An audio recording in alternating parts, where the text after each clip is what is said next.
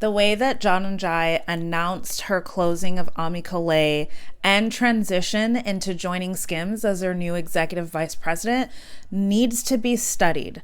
Oftentimes, founders close their seven-figure businesses for various reasons. It was unsustainable, it wasn't profitable, it wasn't product market fit.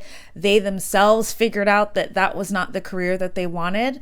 But there's this kind of sentiment with Black founders that no matter what's going on with you personally, no matter how it feels to actually operate that business, that you can't afford to quit. Like there's this sense of like, if turns out that I'm not meant to do this, or that I'm called to doing something else, or my mission has to be expressed in a different way, then I'm failing because I'm not successful in this particular format that I thought I would be. And I think that's the messaging that we have to explore here, because while we can grieve the loss of like a really great brand that all of us loved, we have to understand that the journey in living out a life mission means that we're figuring out how, like, what alignment looks like. We're figuring out what it means to actually be happy in the work that we're doing.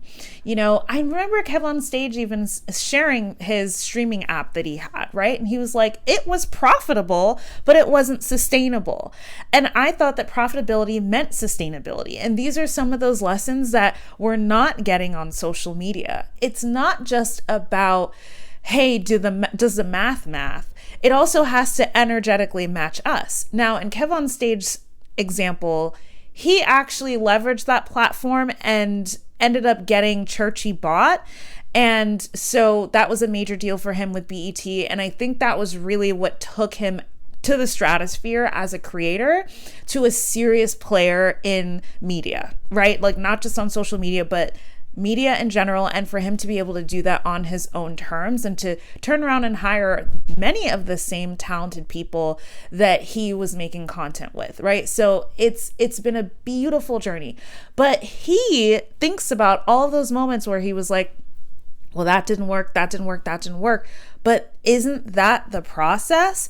Isn't the process figuring out what alignment looks like for us, going and experiencing those things and having to pivot and iterate and realign?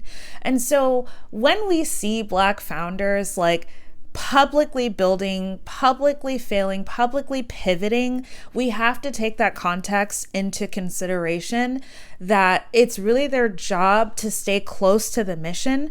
But what that looks like on a practicality standpoint is going to shift and evolve over time.